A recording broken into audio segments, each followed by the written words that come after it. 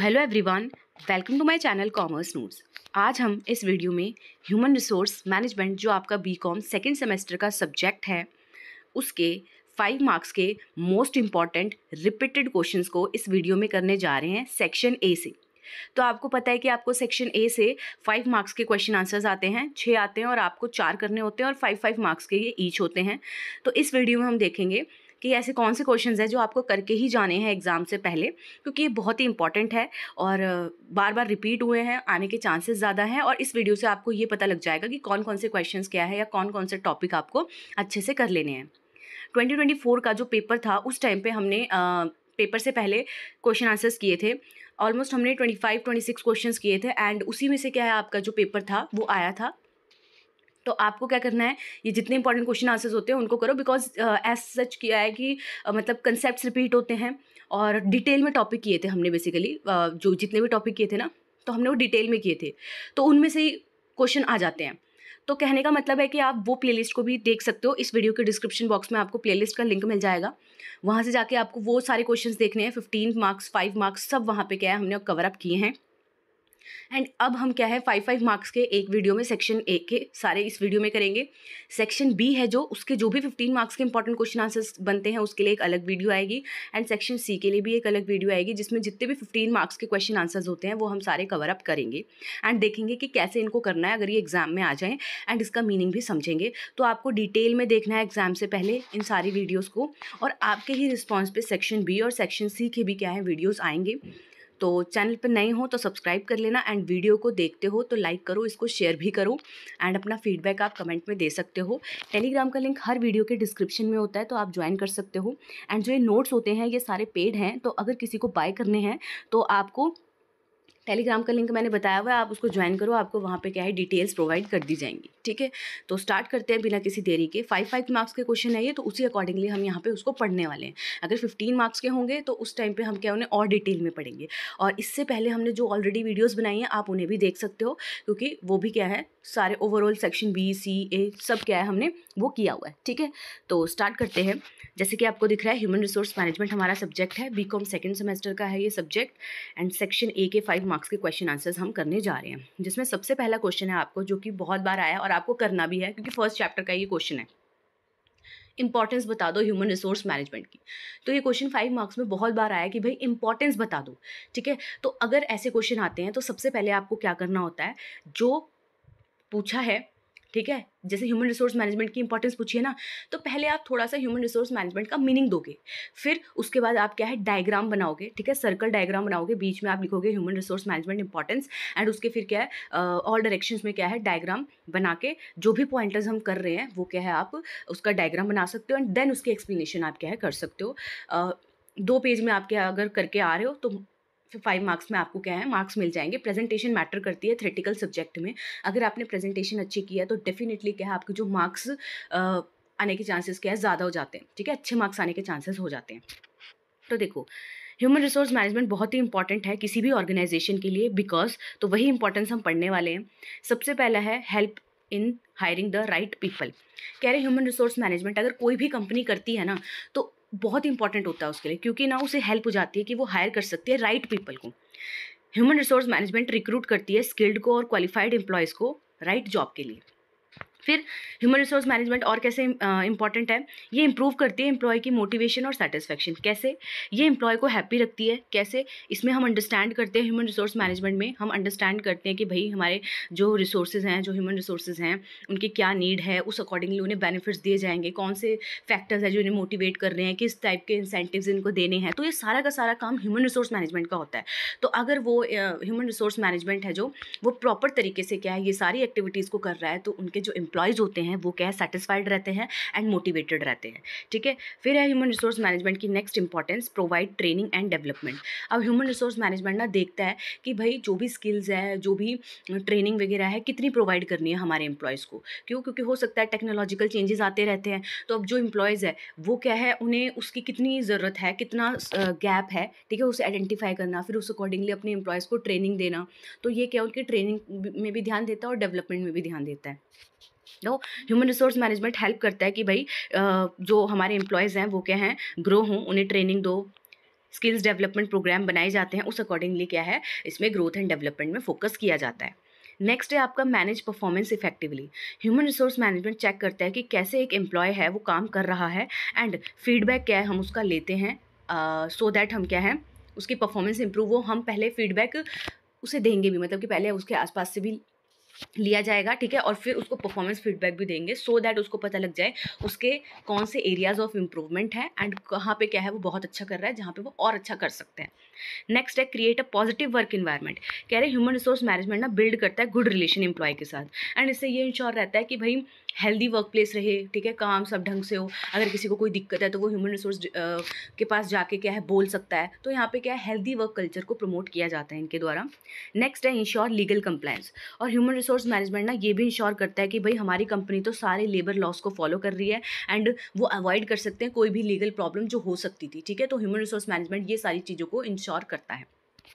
In short हम ये बोल सकते हैं कि जो ह्यूमन रिसोर्स मैनेजमेंट है भाई ये हेल्प कर रहा है कंपनी की कि वो सक्सीड हो जाए, ठीक है, मैनेज करके अपने पीपल्स को प्रॉपरली, ठीक है। तो ये था हमारा फर्स्ट क्वेश्चन जिसमें हमने इंपॉर्टेंस पढ़ी है, और लास्ट में आपको ना समरी भी दे के आनी होती है, सो दैट आपका जो क्वेश्चन है वो एंड हो अच्छे से, ठीक है। नेक्स्ट जो क्वेश्चन है आपका 5 मार्क्स के लिए, वो है explain the techniques of job design. तो क्या टेक्निक्स होती है जॉब डिज़ाइन की, हम इसको अब पढ़ते हैं। तो देखो job design means planning and organising task duties and responsibilities to make a job interesting and productive. कह रहे जॉब को डिज़ाइन करना। अब डिज़ाइन कैसे करोगे भाई, प्लान करना, ऑर्गेनाइज करना कि इस जॉब में क्या क्या टास्क होंगे, क्या क्या ड्यूटीज़ होंगी, क्या रिस्पॉन्सिबिलिटीज़ होगी। तो हम डिज़ाइन कर रहे हैं ना एक जॉब का क्या होने वाला है एक्चुअल में, इसमें अगर कोई पर्सन आता है तो उसकी क्या ड्यूटी होंगी, क्या रिस्पॉन्सिबिलिटी होंगी, ठीक है, ये सब करना, सो दैट हम जॉब को इंटरेस्टिंग बना सके और प्रोडक्टिव बना सके, ठीक है। तो इसी को हम क्या बोलते हैं, जॉब डिज़ाइन। अब कुछ कॉमन टेक्निक्स होती हैं, जैसे तो यहाँ पे हम क्या पढ़ रहे हैं, जॉब डिज़ाइन। अब उसकी टेक्निक्स ऑफ जॉब डिज़ाइन करें तो जॉब रोटेशन, इसमें हम क्या करते हैं ना, मूव करते हैं एम्प्लॉयज़ को एक टास्क से अनदर टास्क में। इससे क्या होता है जो एक ही काम करते करते अगर कोई पर्सन बोर हो रहा है तो वो क्या उसका हट जाता है, क्यों, क्योंकि उसको नई नई चीज़ें मिलती हैं, तो वो इंटरेस्टिंग होती रहती है उसके लिए, नई नई चीज़ें सीखने का मौका मिलता है, अपॉर्चुनिटी मिलती है, तो उसे भी लगता है कि हाँ यार एक ही चीज़ में स्टक नहीं है, वो बहुत सारी चीज़ों को क्या है उसको सीखने का मौका मिल रहा है। नेक्स्ट है जॉब एनलार्जमेंट। इसमें हम क्या करते हैं ना, एडिंग मतलब ऐड करते हैं ज़्यादा टास्क को सेम लेवल ऑफ रिस्पॉन्सिबिलिटी में। मतलब जो वो काम कर रहा है ना, हम सिर्फ और टास्क दे देंगे उसको कि ये भी कर दे, ठीक है, रिस्पॉन्सिबिलिटी वही रहेगी उसकी, बस जैसा वो काम कर रहा है वही करेगा, बस और थोड़ा जो लेवल ऑफ टास्क है मतलब या वो है वो मतलब सेम रहेगा, बट हम उसको टास्क को बढ़ा देंगे कि हाँ भाई ऐसा कर ले, ऐसा कर ले, ये भी कर ले, ये भी कर ले, ठीक है। फिर है इससे क्या होता है, जो जॉब है वो लेस रेपिटेटिव होती है, क्योंकि उसको नया नया काम क्या है उसी के जैसा मिल रहा है।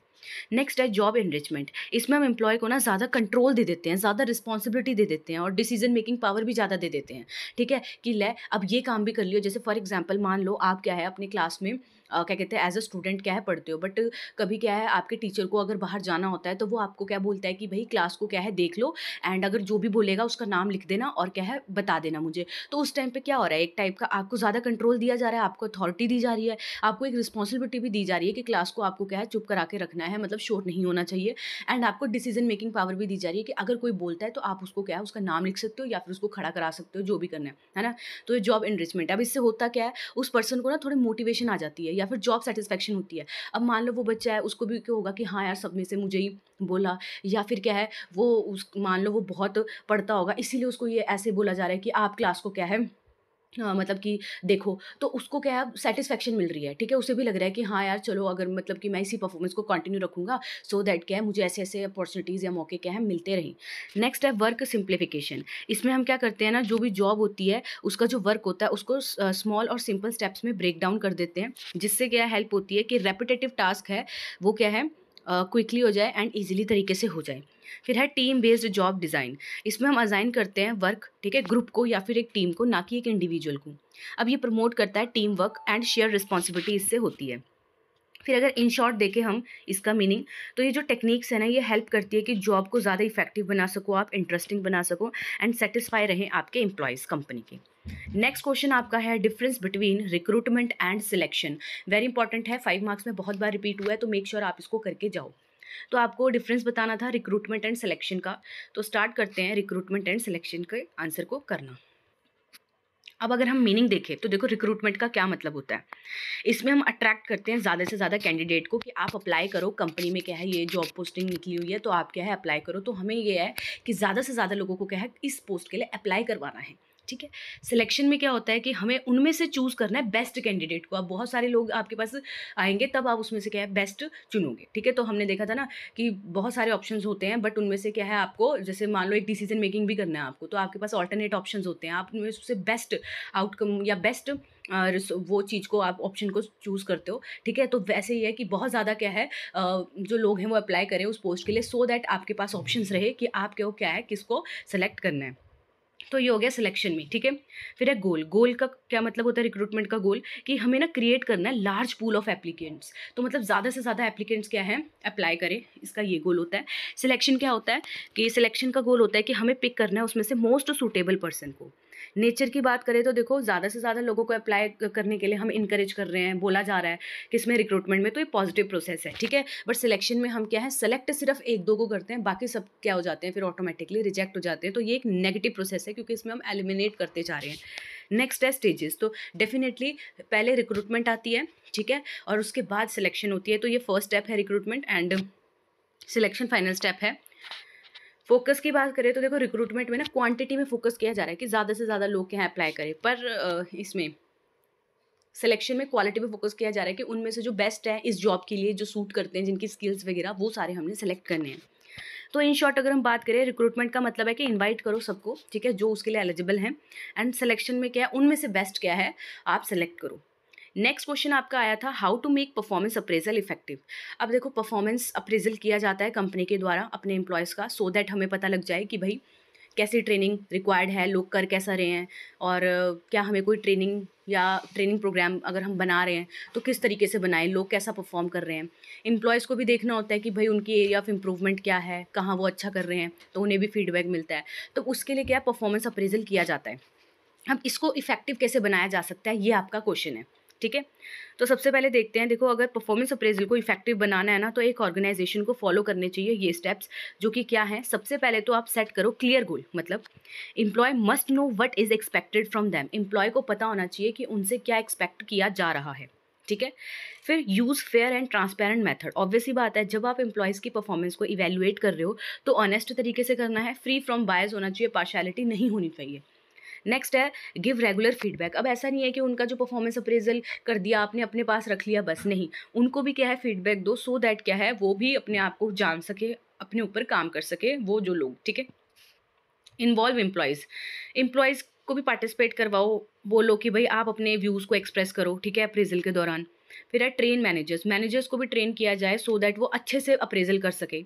Link to reward and promotion.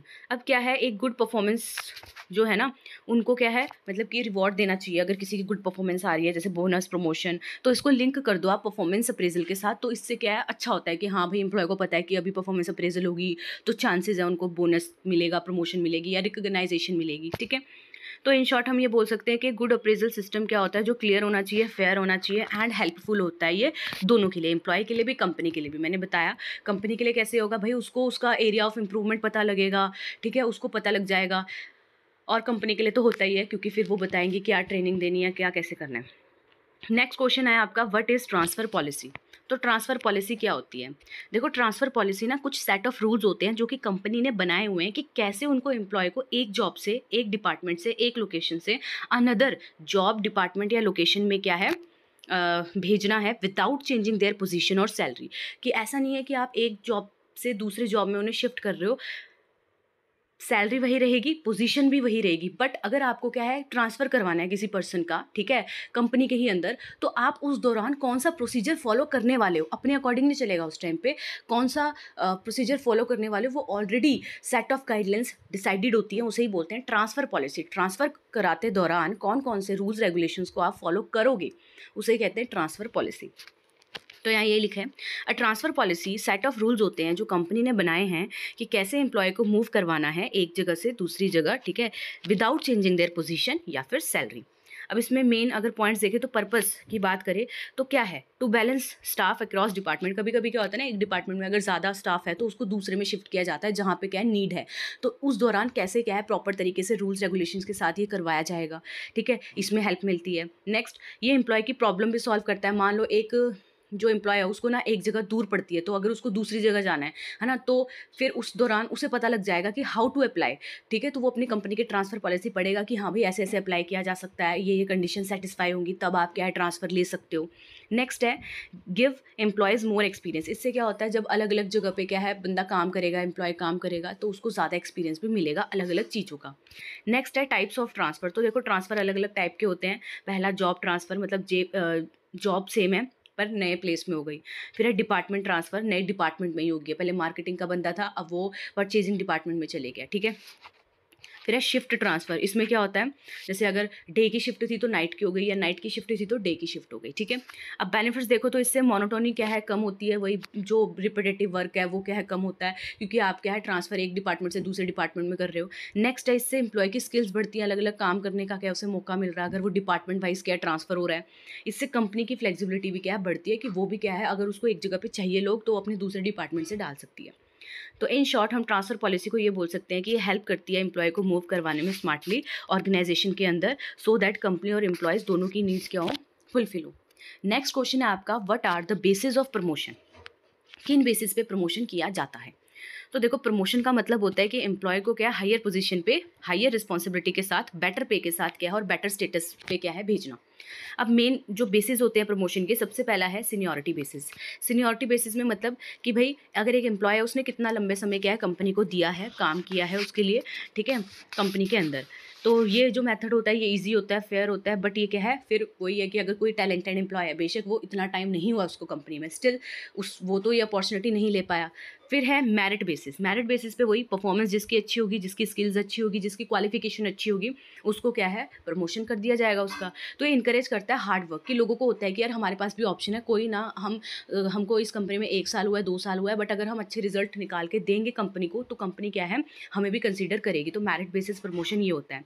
फिर है परफॉर्मेंस। ऑब्वियसली बात है जो परफॉर्मेंस टारगेट का अपने कंप्लीट कर रहा है, इनफैक्ट उससे ज़्यादा ही करके दे रहा है, तो डेफिनेटली क्या है उसको क्या किया जाएगा, प्रमोट कर दिया जाएगा। तो एम्प्लॉयज़ को जिसने अचीव किया है गुड रिजल्ट अपने वर्क में, तो इस बेसिस पे प्रमोशन की जाती है। इससे मोटिवेशन और उसकी एफिशिएंसी दोनों बढ़ती है।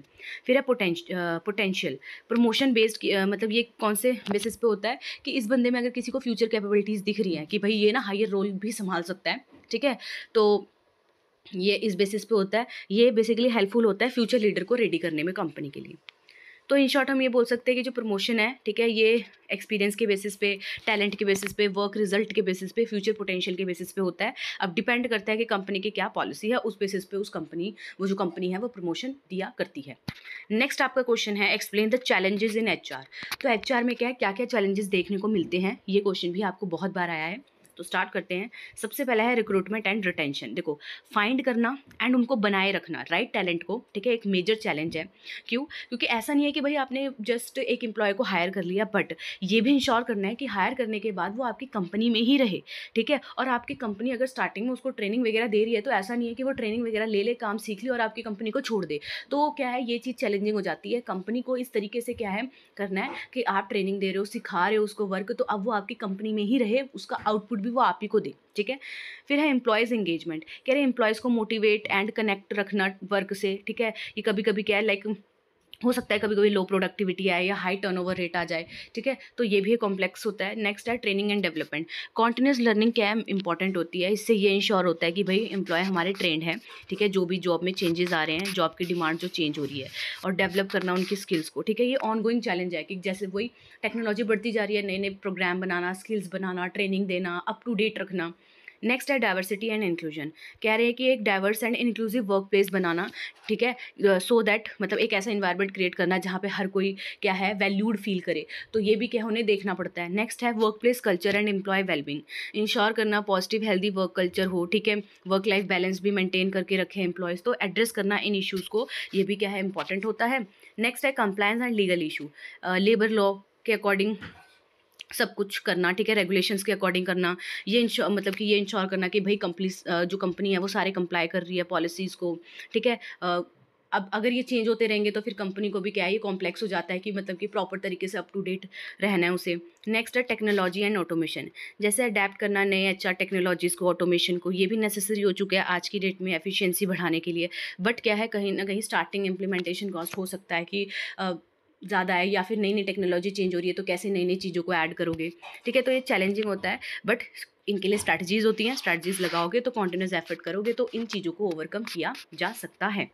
नेक्स्ट आपका क्वेश्चन है डिफाइन जॉब रोटेशन। तो जॉब रोटेशन क्या होती है ये हम यहाँ पे पढ़ते हैं।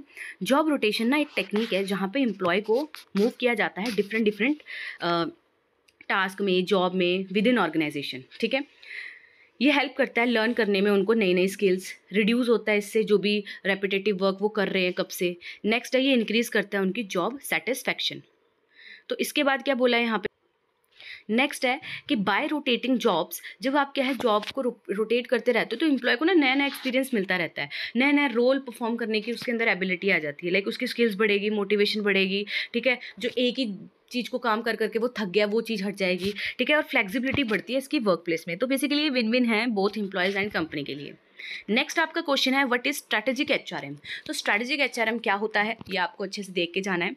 देखो, strategic human resource management is a long term approach. ये क्या है, एक लॉन्ग टर्म अप्रोच है, क्योंकि स्ट्रैटेजिक लग गया ना यहाँ पे, तो इसीलिए स्ट्रैटेजिक एचआरएम एक लॉन्ग टर्म अप्रोच है, ठीक है, मैनेज करने की पीपल को एट वर्क, ठीक है, काम के दौरान। ये क्या है, अलाइन होता है कंपनी के ह्यूमन रिसोर्स प्रैक्टिसेस से, ठीक है, with its overall goal and objective. इस तरीके से क्या है मैनेज किया जाता है लोगों को, सो दैट कंपनी का जो गोल है उसके अकॉर्डिंग क्या है हम साथ साथ चलें, जो भी हमारी स्ट्रेटजीज होंगी, प्रैक्टिसेस होंगी, वो उस अकॉर्डिंग वो जो कंपनी के गोल को अचीव करने में क्या करे, हेल्प करे।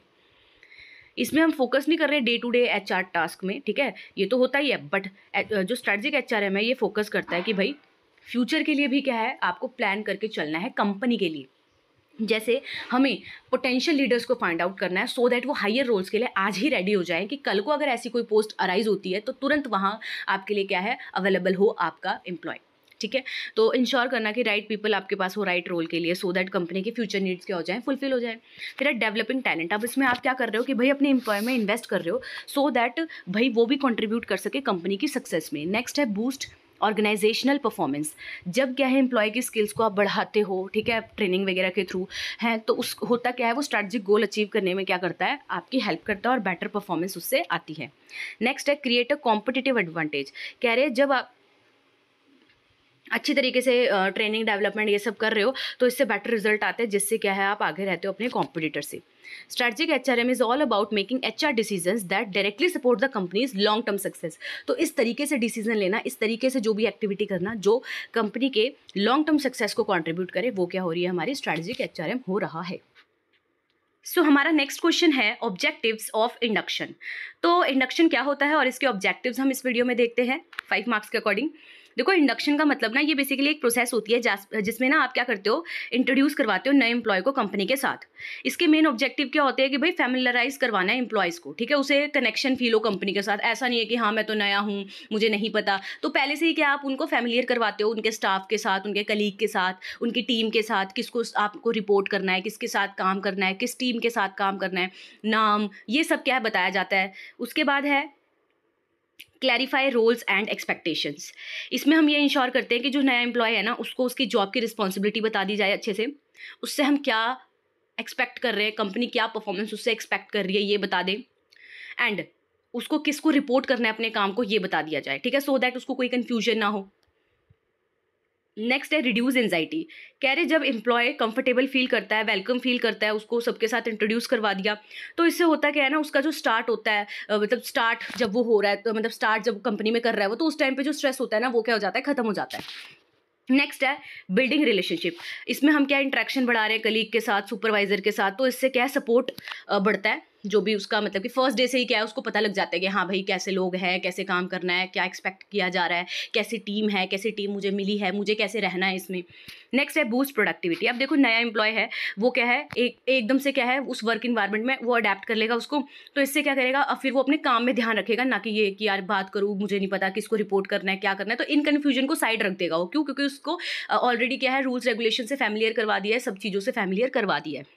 नेक्स्ट है इंक्रीज रिटेंशन। अब इससे ना ये मेक श्योर हो जाता है कि भाई एम्प्लॉय फील कर रहा है वैल्यूड, कनेक्टेड फील कर रहा है, तो वो छोड़ के नहीं जाएगा उस कंपनी को, ठीक है, जिससे टर्नओवर मतलब कि कम हो जाएगा एंड रिटेंशन क्या है उस कंपनी में वो रहेगा।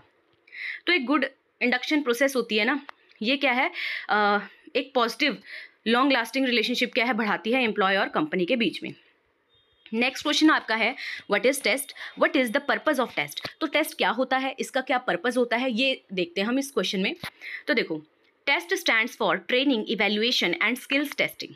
इसकी फुल फॉर्म, ये एक ऐसा प्रोसेस है जिसे यूज़ किया जाता है जानने के लिए कि एक जो हमने ट्रेनिंग प्रोग्राम लॉन्च किया था उसकी क्या इफेक्टिवनेस निकली, हमने जिस पर्पज़ से ट्रेनिंग प्रोग्राम बनाया था क्या वो सक्सेसफुल रहा, क्या स्किल्स नई एम्प्लॉयज़ को मतलब समझ आई, क्या उनके अंदर वो स्किल्स आई जो हम समझाना चाहते थे, सिखाना चाहते थे, क्या जो रिक्वायर्ड स्टैंडर्ड्स है उसे मीट किया जा रहा है, ये इंश्योर करना, इसके लिए क्या है टेस्ट को यूज़ किया जाता है। ठीक है, अब पर्पस क्या है टेस्ट का, सबसे पहले ट्रेनिंग जो प्रोग्राम है उसकी इफेक्टिवनेस को जानना।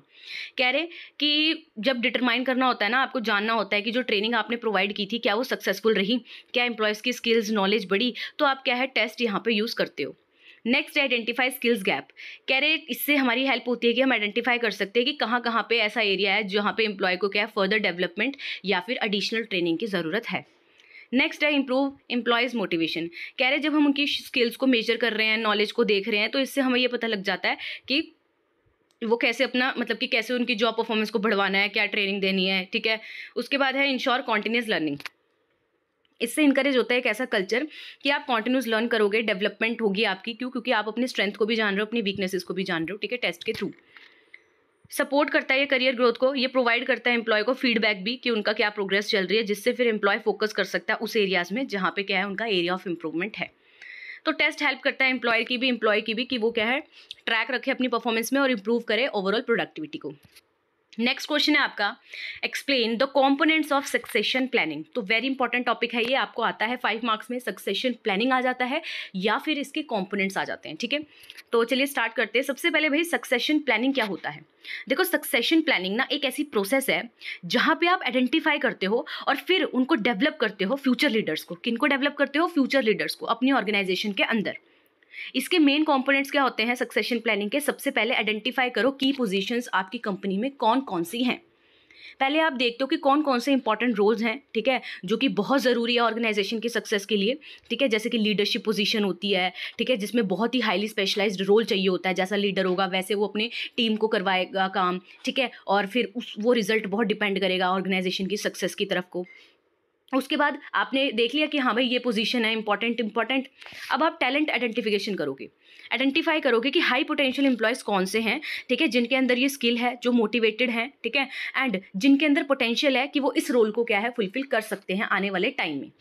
Next development programme. अब ऑब्वियस सी बात है, अब आपने क्या है टैलेंट को भी आइडेंटिफाई कर लिया, तो अब क्या करोगे आप उनके लिए डेवलपमेंट प्रोग्राम बनाओगे। इसमें क्या है कुछ ट्रेनिंग दी जाती है, डेवलपमेंट प्लान्स बनाए जाते हैं सो दैट हम एम्प्लॉय को क्या है प्रिपेयर करें हाई रिस्पॉन्सिबिलिटी के लिए। इसमें इसके अंदर मेंटोरशिप आ जाती है, जॉब रोटेशन आ जाती है, स्पेशलाइज्ड ट्रेनिंग आ जाती है। तो सारी चीज़ें क्या आप आज ही उन्हें क्या प्रोवाइड कर रहे हो सो दैट कल को अगर वो पोजीशन वेकेट होती है तो आप क्या है उस पर्सन को उस रोल के लिए क्या है रेडी रखो, क्योंकि वो बहुत ही इंपॉर्टेंट पोजीशंस होती हैं। ठीक है, नेक्स्ट है परफॉर्मेंस असेसमेंट। रेगुलरली इवैल्यूएट करते हो आप एम्प्लॉय की परफॉर्मेंस को सो दैट आप आइडेंटिफाई कर सको कि क्या वो जो पर्सन है वो रेडी है। नेक्स्ट है नॉलेज ट्रांसफ़र। आप इसमें ये इंश्योर करते हो कि जो भी एक्सपीरियंस्ड एम्प्लॉय है ना वो नॉलेज को ट्रांसफ़र करे, अपनी स्किल्स को ट्रांसफ़र करे नेक्स्ट जनरेशन ऑफ लीडर को, कि अगर जब नेक्स्ट जनरेशन ऑफ लीडर वहाँ पे आएगा तो वो क्या है बहुत कुछ सीख सका हो उस पहले वाले से। ठीक है, तो मेंटरिंग करवा सकता है वो अपनी, मतलब कि मेंटर बना सकता है किसी को जिसके पास बहुत ज़्यादा एक्सपीरियंस है। ठीक है, या फिर वो शेयर कर सकता है एक्सपर्टाइज, उनसे ले सकता है, उनके अंडर काम करके देख सकता है कैसे सामने वाला कर रहा है। ठीक है, नेक्स्ट है कंटीजेंसी प्लान। भाई कंपनी प्रिपेयर कर रही है बेसिकली अनफोर्सिन चेंजेस अगर कल को हो गए, ठीक है, कोई बंदा मान लो छोड़ के चले गया आपकी कंपनी को, तो फिर उस टाइम पे आप उस रोल के लिए क्या है ऑलरेडी आपने क्या कहते हैं पोटेंशियल एम्प्लॉयज़ को उस पोजीशन के लिए प्रिपेयर किया हो। नेक्स्ट है ongoing monitoring and feedback. Continuously review करते हो, अपडेट करते हो आप सक्सेशन प्लान को सो दैट ये इंश्योर रहे कि हाँ भाई ये ऑर्गेनाइजेशन के गोल के अकॉर्डिंग है एंड इवैल्यूएशन नीड के अकॉर्डिंग है। सक्सेशन प्लान इंश्योर करता है कि जो ऑर्गेनाइजेशन है वो प्रिपेयर रहे फ्यूचर के लिए। ठीक है, और आज क्या है आप अपने मतलब कि जो भी आपको पोटेंशियल लग रहा है किसी के अंदर तो उसको क्या आप रेडी करो फ्यूचर रोल्स के लिए। नेक्स्ट क्वेश्चन आपका आया हुआ है, what do you mean by human resource management, why it is needed. तो भाई ह्यूमन रिसोर्स मैनेजमेंट का मीनिंग आया है और उसके साथ यहाँ पे क्या पूछ लिया, नीड पूछ लिया उसकी, ठीक है। तो देखो ह्यूमन रिसोर्स मैनेजमेंट क्या है, एक प्रोसेस है जिसमें आप क्या करते हो, मैनेज करते हो पीपल को ऑर्गेनाइजेशन के अंदर। इसके अंदर हायरिंग हो गया, ट्रेनिंग हो गया, उन्हें मोटिवेट करना हो गया, रिटेन करना एम्प्लॉयज़ को, ये सब आ जाता है, ठीक है। सो दैट भाई काम ढंग से चले, ऑर्गेनाइजेशन की सक्सेस हो, ठीक है, और कंपनी ग्रो हो। अब ये फोकस करता है कि हमें ना यूज़ करना है अपने वर्कफोर्स को बहुत ही अच्छी तरीके से और गोल को अचीव करवाएं हम, ठीक है, कंपनी के। अब नीडेड क्यों है, नीड अगर हम पढ़ें, पहला हायर करना राइट पीपल को। एचआरएम इंश्योर करता है कि कंपनी क्या है, स्किल्ड और सुटेबल एम्प्लॉयज़ को क्या है लेके आए।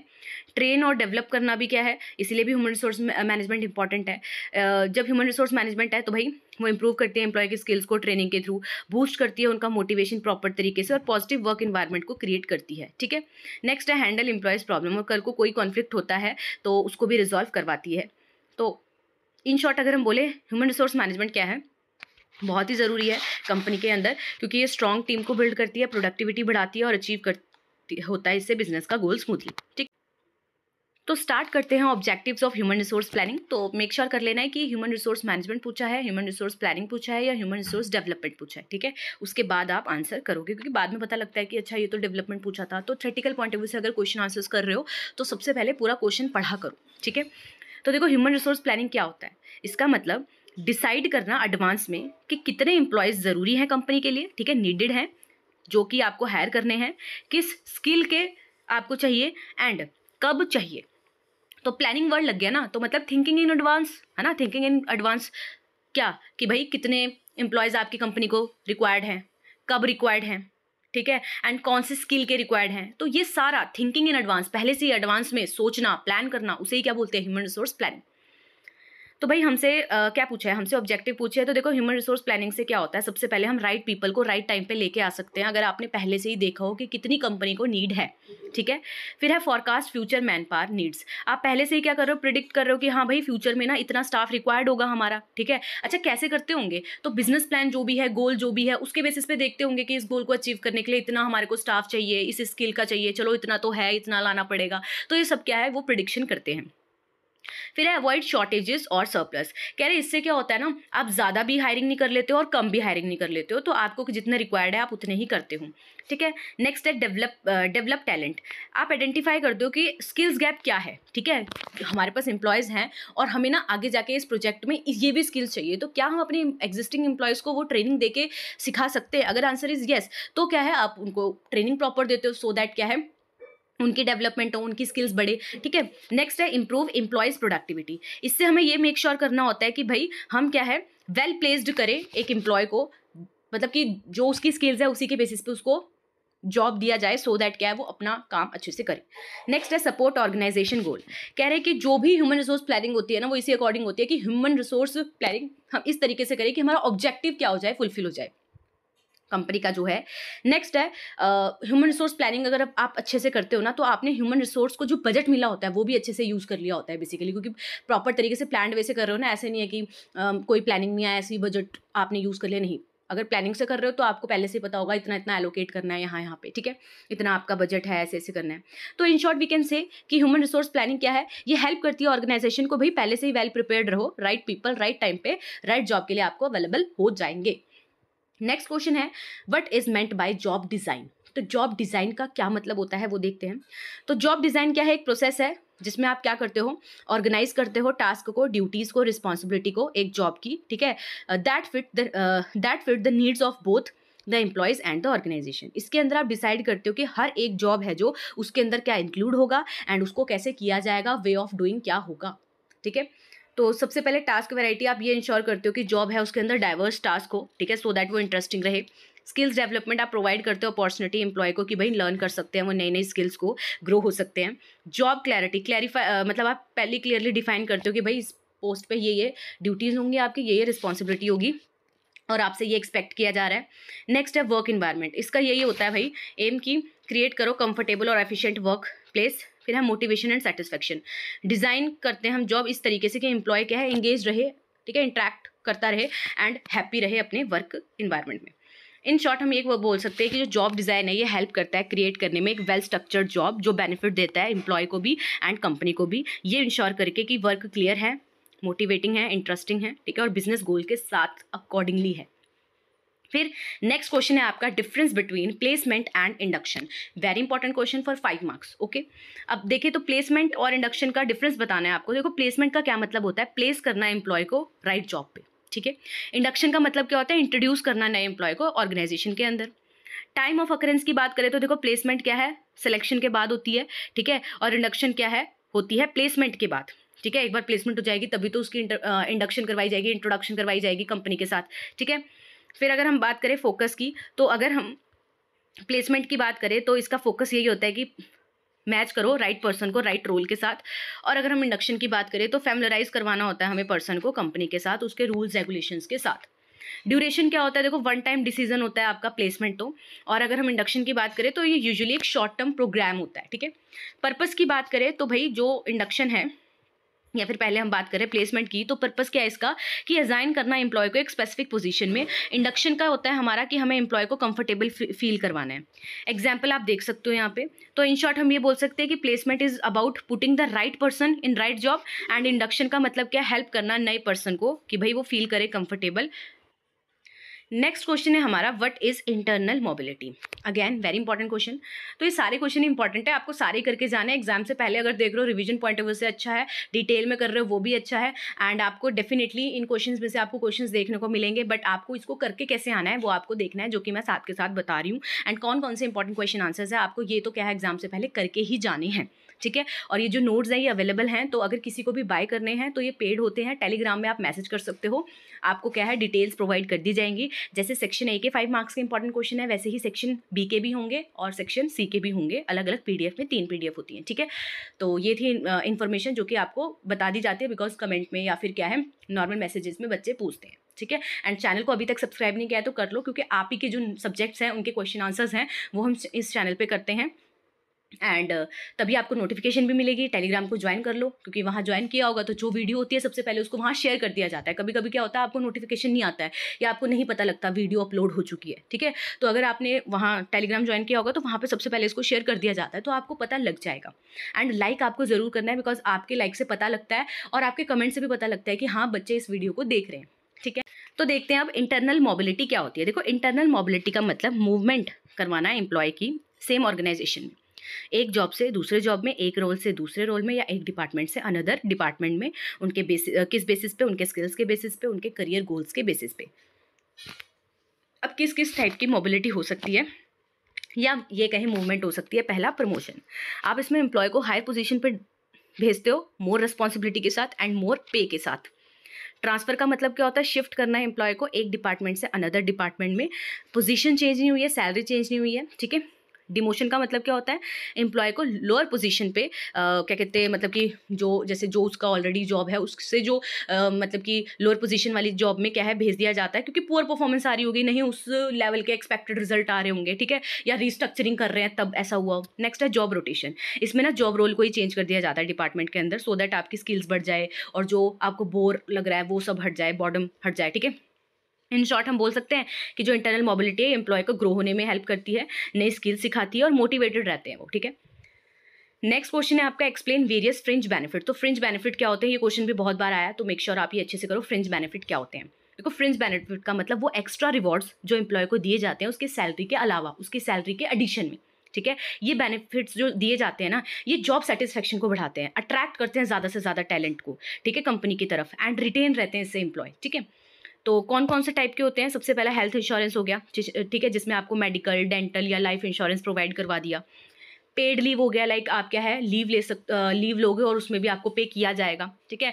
तो हॉलीडेज, वेकेशन लीव दे दी, सिक लीव या फिर जिस भी टाइप की लीव होती है वो आपको दे दी और आपका क्या है सैलरी नहीं कट रही है। नेक्स्ट है provident fund and pension, retirement के बेनिफिट्स दे दिए सो दैट एम्प्लॉय को सपोर्ट किया जाए उसके, जब वो क्या है काम मतलब रिटायरमेंट उसकी हो जाए जब वो काम करना बंद कर दे। फिर है बोनस, एक्स्ट्रा मनी दी जाती है गुड परफॉर्मेंस के लिए, फेस्टिवल्स के टाइम पे मेनली। फिर है ट्रांसपोर्ट फैसिलिटी, इसमें क्या है बेसिकली वो जो ट्रांसपोर्टेशन है फ्री कर दी जाए, ठीक है। आपको कार ही लेने आ रही है, कार ही छोड़ने आ रही है, ठीक है, तो ऐसी भी कंपनीज कुछ होती हैं जो बेनिफिट देती हैं, तो ये भी क्या है आपका फ्रिंज बेनिफिट है। फिर है canteen services like low cost पे आपको फूड प्रोवाइड किया या फ्री फूड प्रोवाइड कर दिया कंपनी के लोगों को, या एम्प्लॉय के लिए डिस्काउंट अवेलेबल हैं, स्पेशल डिस्काउंट दे दिए कंपनी के प्रोडक्ट में कि आप हमारा प्रोडक्ट क्या है अगर लोगे तो आपको क्या है डिस्काउंटेड रेट पे मिलेगा। हाउस रेंट अलाउंस दे दिया, ठीक है, एजुकेशन में सपोर्ट दे दिया, ठीक है, एम्प्लॉय के चिल्ड्रंस को। तो इन शॉर्ट हम ये बोल सकते हैं कि जो फ्रिंज बेनिफिट होते हैं ये एम्प्लॉय को फील करवाते हैं वैल्यूड और सिक्योर, ठीक है, जिससे उसकी प्रोडक्टिविटी बढ़ेगी, सेटिस्फेक्शन बढ़ेगी एंड मोटिवेशन भी बढ़ेगी और अच्छे से काम करेगा और ओवरऑल कंपनी की जो प्रोडक्टिविटी है वो भी बढ़ जाएगी। फिर नेक्स्ट है स्ट्रैटेजिक एचआरएम क्या होता है। तो अभी हमने पढ़ा स्ट्रैटेजिक एचआरएम क्या होता है। स्ट्रैटेजिक एचआरएम का मतलब है कि भाई जो भी आप कर रहे हो ना वो कंपनी के लॉन्ग टर्म गोल्स और विजन्स को देखते हुए करो, ठीक है। इसका मतलब ये मेक श्योर करना कि भाई राइट पीपल राइट रोल के लिए राइट स्किल के आपके पास हो, ठीक है, जो कि हेल्प करे कंपनी को सक्सीड करवाने में। तो इसमें ना फोकस रहता है फ्यूचर में, प्लानिंग करते हैं हम इसमें, ठीक है, वर्कफोर्स कितनी नीडेड है कंपनी को, कैसे ट्रेनिंग देनी है उनको, लीडरशिप डेवलपमेंट रोल के लिए कैसे तैयार करना है। फिर है बिजनेस एंड एचआर अलाइनमेंट, कह रहे बिजनेस के गोल के अकॉर्डिंग सारी प्लानिंग वगैरह होती है, रिक्रूटमेंट वगैरह होती है, स्ट्रेटजीज बनती है। एंड फिर बोला है प्रोएक्टिव एचआर रोल होता है इसमें, एचआर एक्टिवली इन्वॉल्व होते हैं, ठीक है, सो दैट वो हेल्प कर सके कंपनी को ग्रो करने में, अडेप्ट करने में, कोई भी फ्यूचर चैलेंज आता है उसके अकॉर्डिंगली। तो नेक्स्ट क्वेश्चन है जॉब रोटेशन। तो जॉब रोटेशन हमने कर लिया। तो देखो यहाँ पे आपको ये भी बताने का पॉइंट ऑफ व्यू है कि देखो जॉब रोटेशन कितनी बार आया है ना, तो इससे आपको खुद पता लग गया होगा कि जॉब रोटेशन बहुत इंपॉर्टेंट है। तो अभी हमने पढ़ लिया कि भाई जॉब रोटेशन का मतलब होता है जब एम्प्लॉय को क्या है आप डिफरेंट टास्क रोल्स दे रहे हो ऑर्गेनाइजेशन के अंदर, जिससे उसकी हेल्प हो रही है कि वो एक्सपीरियंस को गेन कर पा रहा है, अलग अलग एरियाज में डेवलप कर पा रहा है नई नई स्किल्स को, ठीक है, वैरायटी मिलती है इससे उसको काम में, स्किल्स उसकी डेवलप होती हैं, फ्लेक्सिबिलिटी प्रोवाइड करता है ये, ठीक है। तो इंडक्शन भी पढ़ लिया हमने ना, ये ऐसी प्रोसेस है जिसमें आप इंट्रोड्यूस करते हो नए एम्प्लॉय को कंपनी से, उसके कल्चर से, इससे वेलकम फील होता है एक एम्प्लॉय को, वो अंडरस्टैंड कर सकता है कि क्या उससे एक्सपेक्ट किया जा रहा है, क्या उसका रोल है, क्या रूल्स है, क्या रेगुलेशंस है, तो उसमें वेलकम किया जा रहा है, ट्रेनिंग दी जाती है, ठीक है, कंपनी के कल्चर से फैमिलियर करवाया जाता है। फिर आपका नेक्स्ट क्वेश्चन है व्हाट इज रिट्रेंचमेंट। तो ये देखते हैं रिट्रेंचमेंट क्या होता है। तो देखो रिट्रेंचमेंट ना क्या होता है, is when a company reduces it's workforce, जब क्या है कंपनी को ना रिड्यूस करनी है अपनी वर्कफोर्स, ठीक है, क्योंकि ना उसको कॉस्ट को कट करना है, क्योंकि फाइनेंशियल डिफिकल्टी हो सकता है कंपनी फेस कर रही हो, या फिर उसको रीस्ट्रक्चरिंग करना है, तो इसके अंदर बेसिकली ले ऑफ करवाए जाते हैं, ले ऑफ होते हैं, ठीक है, जिससे रिड्यूस हो जाती हैं सर्टेन जॉब रोल्स। नेक्स्ट है उसका फर्स्ट पॉइंट है कॉस्ट कटिंग। देखो इसीलिए किया जाता है कि कंपनी को हो सकता है फाइनेंशियल क्राइसिस फेस करने हो रहे हो, फाइनेंशियल हेल्थ उसकी अच्छी ना हो, इसलिए वो कॉस्ट कटिंग के लिए क्या है ले ऑफ करवा रही हो। फिर है वर्कफोर्स रिडक्शन, इसमें क्या है बेसिकली ले ऑफ किए जाते हैं या फिर वॉलंटरी रेजिग्नेशंस भी होती हैं, अर्ली रिटायरमेंट का ऑप्शन दिया जाता है। इम्पैक्ट क्या पड़ता है इससे, ये मुश्किल होता है एम्प्लॉयज़ के लिए, बट क्या है ये कंपनी के लिए कभी कभी क्या है नेसेसरी हो जाता है, बिकॉज वो अगर उसको सर्वाइव करना है तो ये चीज़ करनी पड़ेगी उसको। तो इन सिंपल टर्म रिट्रेंचमेंट का मतलब है कि भाई कंपनी क्या कर रही है, पैसे को बचाने के लिए कहीं ना कहीं, मतलब फाइनेंशियल डिफिकल्टीज़ को वो फेस कर रही है, तो कॉस्ट कट करने के लिए वो ले ऑफ कर रही है। फिर आता है next point what is development. तो अगर हम ह्यूमन रिसोर्स मैनेजमेंट में बात करें डेवलपमेंट की, तो इसका मतलब it refers to the activities and programme aimed at improving employee skills knowledge capabilities to help them grow in their roles and career. Development का मतलब होता है वो सारी एक्टिविटीज़, वो सारे प्रोग्राम जो कि करवाए जा रहे हैं इस पॉइंट ऑफ व्यू से कि हमारा जो एम्प्लॉय है कंपनी का उसकी स्किल्स बढ़े, नॉलेज बढ़े, कैपेबिलिटीज़ बढ़े एंड वो ग्रो हो, रोल के लिए तैयार रहे और उसका करियर डेवलप हो। इसमें आप स्किल्स इन्हांसमेंट में फोकस करते हो, एम्प्लॉय रिसीव करता है ट्रेनिंग कंपनी से और लर्न करता है नई नई स्किल्स को, उसकी करियर की ग्रोथ होती है, ठीक है, फ्यूचर रोल्स के लिए रिस्पॉन्सिबिलिटीज़ के लिए उसको तैयार करवाया जाता है। लॉन्ग टर्म सक्सेस, इसमें क्या है बेसिकली आप इंश्योर कर रहे हो कि जो एम्प्लॉय है ना वो कंपनी के फ्यूचर चैलेंजेस को क्या है मीट करने के लिए पहले से रेडी रहे। तो इन सिंपल टर्म आप ये बोल सकते हो development is about helping employees, कि आप एम्प्लॉय की हेल्प कर रहे हो ग्रो करने में उसको एंड सक्सीड करने में उसके करियर में। नेक्स्ट क्वेश्चन आपको आया हुआ है व्हाट इज सोशलाइजेशन। सोशलाइजेशन क्या होता है। देखो सोशलाइजेशन अगर हम एचआर में बात करें तो ये भी एक प्रोसेस है जिसमें आप नए एम्प्लॉय को लर्न करवाते हो अबाउट कंपनी के कल्चर के बारे में, उसके वैल्यू के बारे में, उसके नॉर्म्स के बारे में। ये हेल्प करता है उनकी कि वो नए वर्क इन्वायरमेंट को क्या है अडेप्ट कर सके और बिल्ड कर सके रिलेशनशिप को वर्कर्स के साथ। इसमें क्या है बेसिकली एम्प्लॉय अंडरस्टैंड करता है कि भाई कंपनी का क्या कल्चर है, क्या वैल्यू, मतलब कि कैसे काम किया जाता है यहाँ पे, ठीक है, क्या एक्सपेक्ट किया जा रहा है। नेक्स्ट है बिल्डिंग रिलेशनशिप, ये इंकरेज करता है न्यू हायर्स को कि वो कनेक्ट कर सके कलीग्स के साथ, ठीक है, और टीम का पार्ट बन सके। स्मूथ ट्रांजिशन होता है। सोशलाइजेशन हेल्प करता है एम्प्लॉय की कि वो फील ना कंफर्टेबल करे एंड कॉन्फिडेंट फील करे।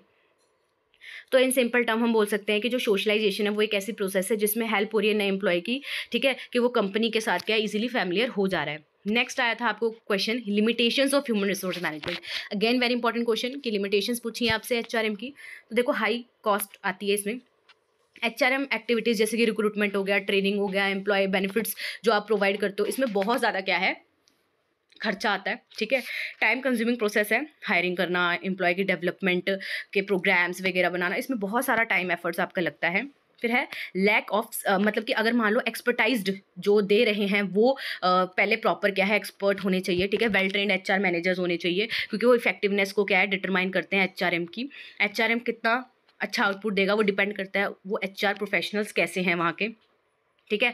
फिर है रेजिस्टेंस टू चेंज, कभी कभी एम्प्लॉय क्या करते हैं वो इजीली एक्सेप्ट नहीं कर सकते अगर कोई नई पॉलिसी आपने बना दी है, ठीक है, या कोई चेंजेस इंट्रोड्यूस किए हैं एचआर ने।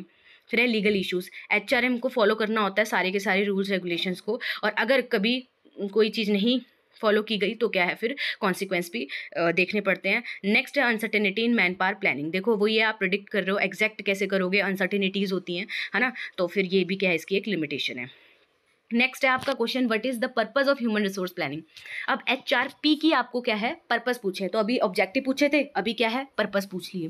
तो ह्यूमन रिसोर्स प्लानिंग का मतलब वही था थिंकिंग इन एडवांस कि कितने लोग चाहिए, कब चाहिए, किस स्किल्ड के चाहिए, ठीक है, फ्यूचर में। मेन पर्पस यही था कि राइट पर्सन राइट जॉब के लिए अवेलेबल हो जाएं, शॉर्टेज एंड सरप्लस ना हो। फ्यूचर प्लानिंग आप क्या इसमें करते हो, कॉस्ट कंट्रोल रहती है, प्लानिंग प्रॉपर तरीके से कर सकते हो, बजट को अच्छे से यूज़ कर सकते हो अपना, एंड ट्रेनिंग जो है वो नीड आपको प्रॉपर पता लग जाती है। फिर आपको पूछा गया था क्वेश्चन चैलेंजेस क्या होते हैं रिक्रूटमेंट में। तो देखो रिक्रूटमेंट का मतलब क्या होता है, फाइंड करना, है ना। रिक्रूटमेंट का मतलब क्या था, फाइंड करना, ज़्यादा से ज़्यादा लोगों को बोलना कि भाई अप्लाई करो कंपनी में। तो अब इसमें क्या चैलेंजेस आते हैं, पहले देखो lack of skilled candidate. Sometime क्या होता है ये हार्ड हो जाता है कि फाइंड करो उन पीपल को जो राइट स्किल के हैं, क्वालिफिकेशन के हैं, क्योंकि बहुत सारे लोग अप्लाई कर देते हैं जो हो सकता है उस पोस्ट के लिए जो रिक्वायरमेंट है वो फुलफिल भी ना करे, पर स्टिल अप्लाई कर देते हैं बहुत सारे। तो फिल्टर आउट करना, ये वहाँ पे क्या दिक्कत आ जाती है। हाई कंपटीशन होता है, ठीक है, हमें ये देखना होता है, मैनी कंपनीज कम्पीट करती है कि वो हायर करेंगी बेस्ट टैलेंट को। और चेंजिंग टेक्नोलॉजी, एचआर टीम क्या है नई नई प्लेटफॉर्म्स में उनको क्या है अप टू डेट रहना पड़ता है, टूल्स टेक्निक्स को यूज़ करना पड़ता है, क्योंकि टेक्नोलॉजी क्या है चेंज हो रही है। एम्प्लॉयर ब्रांडिंग कह रहे अगर कंपनी है मान लो उसने अच्छा खासा क्या है गुड इमेज नहीं डेवलप की, तो हो सकता है कि वहाँ पे क्या कहते हैं ज़्यादा से ज़्यादा लोग नहीं आए। फिर attract talent to remote areas, ये डिफिकल्ट हो जाता है कि आप फाइंड करो कैंडिडेट्स को जो क्या है रेडी टू वर्क है, पर क्या है वो उस एरिया में रह रहा है जहाँ पे आपकी कंपनी नहीं है, ठीक है, उस एरिया में है जहाँ पे आपके मतलब कि लोकेशन दूसरी है। फिर है कॉस्ट ऑफ रिक्रूटमेंट, अब देखो रिक्रूटमेंट में आपको एडवर्टाइजमेंट करवाना पड़ता है, ठीक है, तो यहाँ पे क्या बहुत ज़्यादा खर्चा लगता है।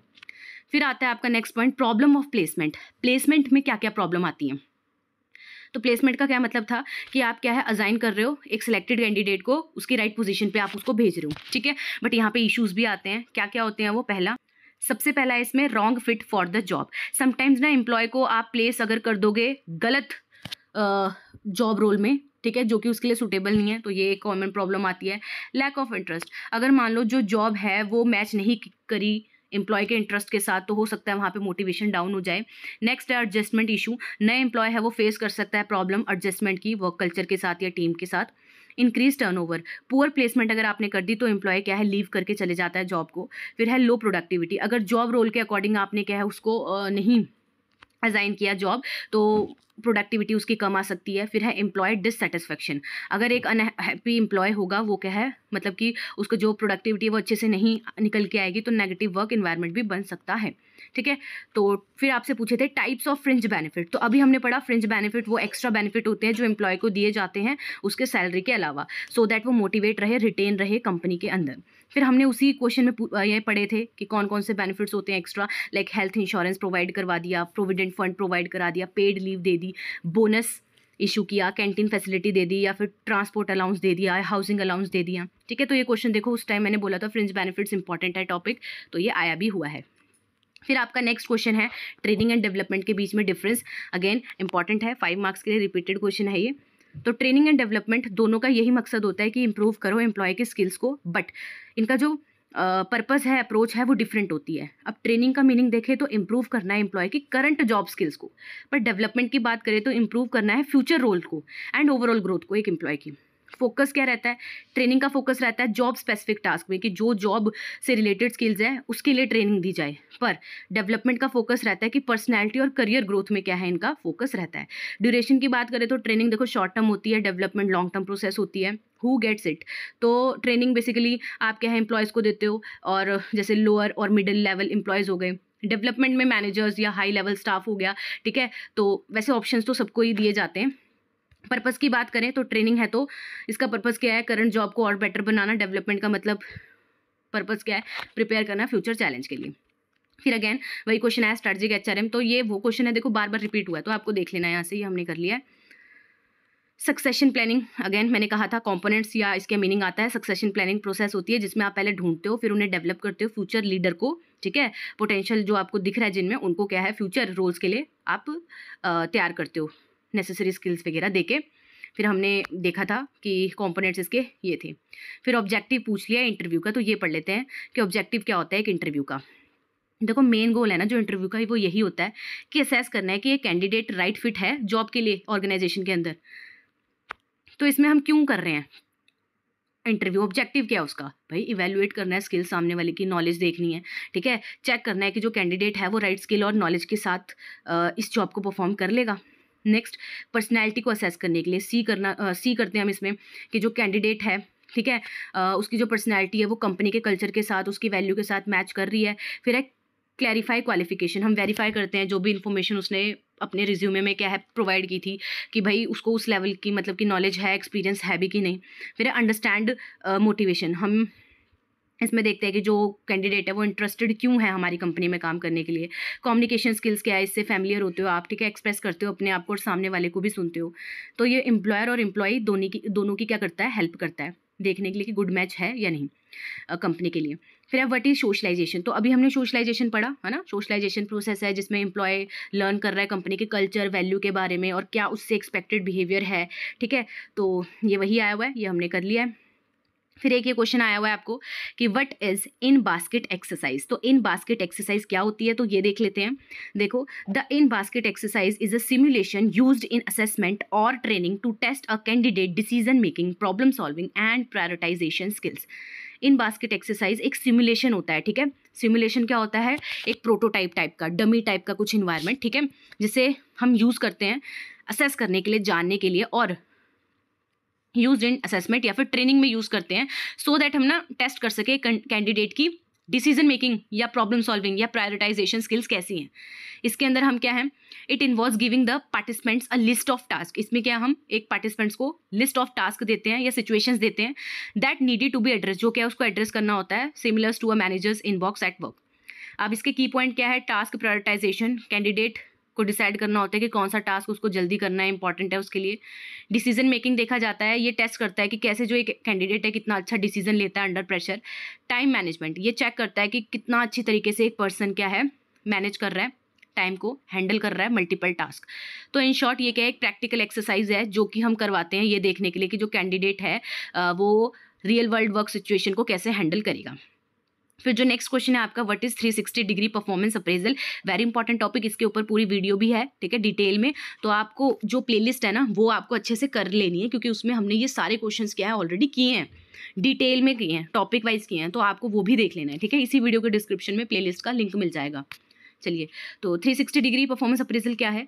360 डिग्री परफॉर्मेंस अप्रेजल एक ऐसा मेथड है फीडबैक का जिसमें आप एम्प्लॉय की परफॉर्मेंस कैसी है वो कलेक्ट कर रहे हो मल्टीपल सोर्सेज से, उसके सुपरवाइजर से, उसके आसपास जो काम करते हैं उनसे, उसके सबऑर्डिनेट से, एंड समटाइम्स क्या है कस्टमर से जिनके साथ वो डील कर रहे हैं, ठीक है। इसमें हम वेल राउंडेड क्या है व्यू देख लेते हैं एक एम्प्लॉय के बारे में कि उसकी क्या स्ट्रेंथ है, क्या एरिया ऑफ इम्प्रूवमेंट है। तो इसके की पॉइंट्स अगर बात करें तो देखो मल्टीपल पर्सपेक्टिव मिल जाता है आपको एक एम्प्लॉय के बारे में, हॉलिस्टिक व्यू मिल जाता है, ठीक है, ओवरऑल चीज़ें पता लग जाती हैं। फिर सेल्फ असेसमेंट, एम्प्लॉय क्या है अपने आप को भी इवैल्यूएट करता है, वो अपना फीडबैक भी देता है, ठीक है। तो ये क्या है हेल्प करता है उसको बेसिकली कंप्लीट, इससे हमें एक एम्प्लॉय के बारे में पता लगता है, ठीक है, और हर एक का व्यू पॉइंट हमें देखने को मिलता है। तो ये थे हमारे कुछ 5 मार्क्स के क्वेश्चंस जो कि आपको मल्टीपल टाइम रिपीट हुए हैं और आपको एग्जाम से पहले मेक श्योर कर लेना है कि ये आपने अच्छे से करे हो। तो ये मस्ट डू क्वेश्चन थे और करके जाने हैं आपको। एंड इससे पहले जो क्वेश्चन आंसर्स ऑलरेडी प्लेलिस्ट बनी है वो इस वीडियो के डिस्क्रिप्शन में है, आप उसको प्लेलिस्ट को सेव करो, शेयर करो, ठीक है। नई नई वीडियोस बनेंगी तो उसमें ऐड होती रहेंगी। टेलीग्राम का लिंक डिस्क्रिप्शन बॉक्स में है, ज्वाइन कर लेना। एंड पीडीएफ्स ये पेड हैं, तो अगर किसी को बाय करनी है तो टेलीग्राम में ही उसको क्या है डिटेल्स प्रोवाइड होंगी, तो आपको वो ज्वाइन करना है और इस वीडियो को लाइक करके शेयर करके अपना फीडबैक देके जाना है। तो मिलते हैं नेक्स्ट वीडियो में सेक्शन बी के 15 मार्क्स क्वेश्चन आंसर्स के साथ। तब तक के लिए thank you for watching this video.